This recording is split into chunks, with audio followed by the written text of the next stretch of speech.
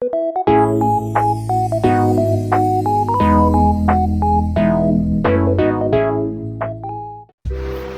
up everyone? So ngayon ay gagawin natin is sasagutin lang natin yung ibang mga katanungan, Q&A vlog, mini vlog.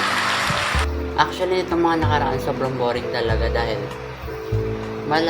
lagi lang nasa bahay, tapos walang kausap, walang kabebe time. Kaya ayun, sabi ko gusto ko muna magtanong gusto ko muna magsagot ng mga iba't ibang katanungan. Kaya nag-post ako doon noong nakaraan. Ayun, konti lang yung nag-comment. Buti na lang talaga para ayun, medyo maikli lang yung video natin. So, ayan. Questions, pasok!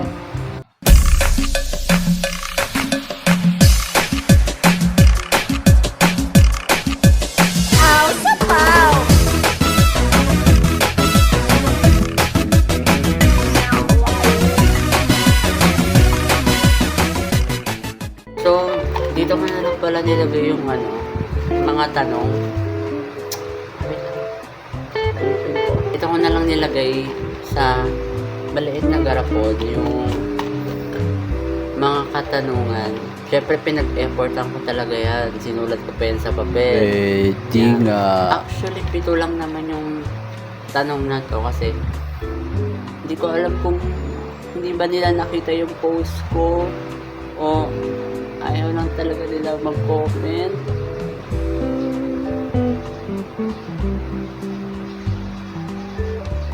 So, ang unang tanong ay kay Kuya Wilbert Pasinio. Yun.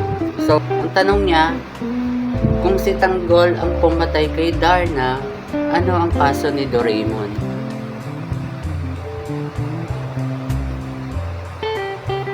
Naiyak ako sa tanong. Sobrang na-relate ako. Pero, ayun. So, kung si Tanggol ang pumatay kay Darna, anong kaso ni Doraemon? Siguro, wag na lang sagutin.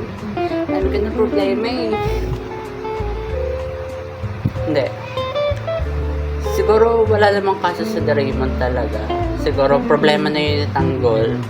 Bakit kasi ang tagal-tagal matapos ng FPJ na yan. Yun lang. Okay, next question. Dalag-dalag. So, next question is from Bangs Neil. Ay, Ate Bangs, miss you. Sabi niya, paano natutulog ang bulag? So, paano nga ba? Siyempre, normal pa din siguro yun. Pagtulog lang naman eh. Diba? Naiinis ako sa Ate Bangs. Char! Proceed sa next question. Galing ulit kay Ate Bangs Neil. Yan. Ang sabi naman niya ulit, paano matulog ang kuba? I think siguro nakatagilid eh. Di ba? Ba't ba kasi pinaproblema mo yung mga di ba? Naiyak ako. Proceed na tayo sa next question. Shake. Yan. So, ang next question ay galing kay Maika Abalos Peña. Ay, baby ko. So, ang tanong niya, paano kaya magiging kami ni Crush?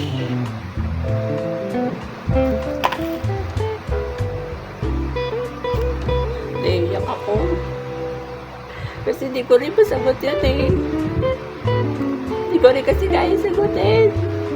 Pero sa akin, hindi ko rin alam eh. Hindi ko nga siya makuha eh. Ikaw talaga. Char. Hindi, siguro kailangan magpapansin ka lang talaga sa kanya. Pero huwag ka magko-confess kasi dadami kaibigan mo, te. 'Di ba? Marami na tayong kaibigan, kailangan na natin ng partner. February na bukas, oh. Yun lang. Magpapansin ka lang. Ha? Nagbibitaw.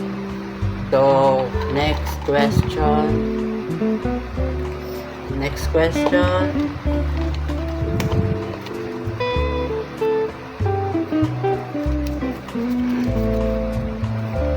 Galing kay Gerald Perdagorda.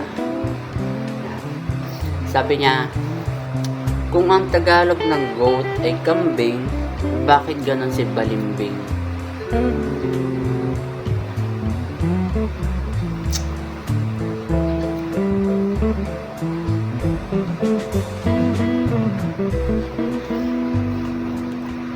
Bakit nga ba ganon si balimbing? Actually guys, si balimbing, ito ata yung lady guard doon sa dati ko pinagtatrabuhan sa Masway.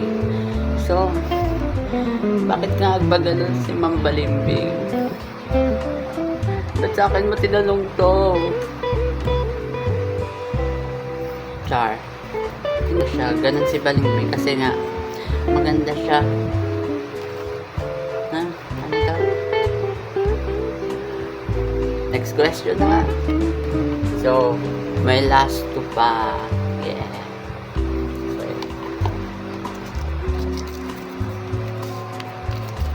So, galing kay Maika ulit. Kay Maika Avalos. Sabi niya, paano kaya niya ako mabibigyan ng bulaklak sa February 14? Thank you for answering my question. Hindi ko din alam eh.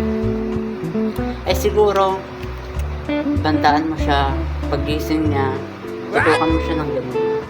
Hindi mo ako bibigyan ng bulaklak, ha? Hindi. Ano ba eh? Sabihin mo na lang, direkta mo na lang. Sabihin mo, bilan mo ko ng ganito, kasi pag hindi, hiwalayan kita. Tsak, hindi. Bibigyan ka niya, maniwala ka. Bibigyan ka February 14 eh. Pag hindi ka binigyan, bumili ka ng sampagita. Kasi mura lang yun, te. 5 piso lang. Self-love.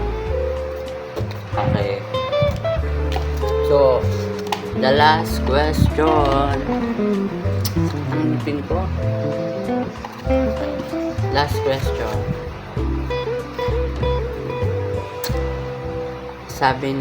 Tanong ni Rodmar Bannister. Paano ka po matulog? Nakahiga ba? Nakahiga or maganda lang? Actually, pinagsasabay ko siya. Kaya ko siya pagsabayan. Actually, may kulang ka nga eh. Nakahiga, maganda, tas masarap matulog. Wow. Yun. 3. May nakalimutan ka. Madali lang naman siya. Kaya nga doon nabuo yung salitang beauty rest. Dahil dito. Diba? Ayan. So, ayun lang. Ayun lang yung mga katanungan. Actually, 7 lang naman talaga sila. 7 lang sila. Sayang yung mga di nag-comment. Di sana marami pa ako nasagot na tanong, diba? Diba? Yun guys. Yun lang. Yun lang. Thank you.